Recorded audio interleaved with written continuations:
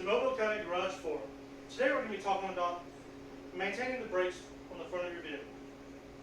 Before we get started, I'd like to give a big thanks to the Mobile County Sheriff's Department for donating this wheel hub from the total vehicle. Secondly, I would like to thank Bessie the bovine, who walked out in the middle of the road and totaled that vehicle. Now many of you might be wondering, why the focus on the front brakes? Well, according to NAPA, the front brakes provide up to 75% of your stopping force.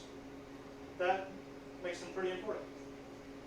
As an automotive technician for the last 10 years, I can attest to how important it is to maintain your front brakes, as there has been lots of damage that's been caused both to equipment and to people. Now there are three main parts to changing the brakes. You have safety, the tools, and the process itself, which is much simpler than many people may think. Let's start with safety. To begin off with safety, you want to do your research. You want to look online for the specifications for your vehicle and ensure that you have the right parts and tools. Every vehicle is slightly different, so double check yours.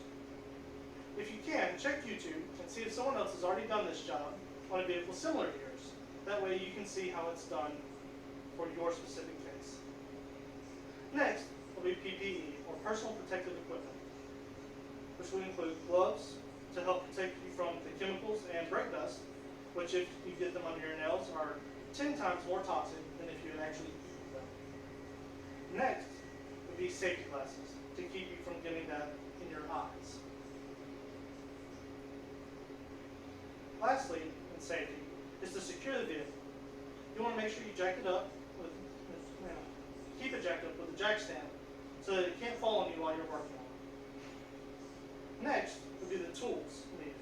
I highly suggest using 6-point sockets and wrenches so that you don't damage any of the nuts and bolts on the car. Every vehicle is going to take different size tools, so refer back to your research and make sure you have the right size wrenches and sockets. Next, you'll need a C-clamp, a large one, because you're going to need to decompress the cylinder inside of the caliper. And lastly, you're going to need a pry bar to help you get some of these pieces apart, because they are rather tight. Lastly, we have the process, the actual breakdown and reassembly. You want to start by removing the wheel. Just remove the lug nuts, and the wheel should just come off. Next, you want to remove the bolt from the back of the slide pin so that the caliper can actually release and come off of the rotor.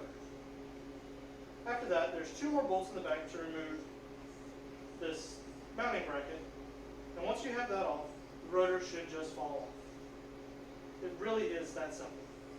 To put it back together, all you have to do is take a new rotor, slap it on, put your bracket back on, 2 bolts, tighten them down, check your specifications. Some vehicles may require a torque spec.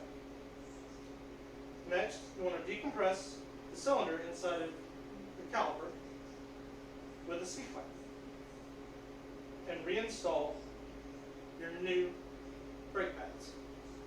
Lift the caliper back up and reinstall the bolt into the slide pin. Once this is done, you want to put your wheel back on and double check that everything's tight. Once you've done all that, get in the vehicle and press your brakes until they feel firm and not squishy. That way, whenever you go to get in the car, it doesn't start rolling and you can't stop it. Now, in conclusion, we have seen that safety is most important, followed by tools so that you don't damage anything when you're putting it back together. And lastly is the process itself, which is, like I said, far easier than many people may think. Before we go, I'd like to give one more thank you to Mobile County Sheriff's Department and the final thank you to Bessie the bovine. Thank you.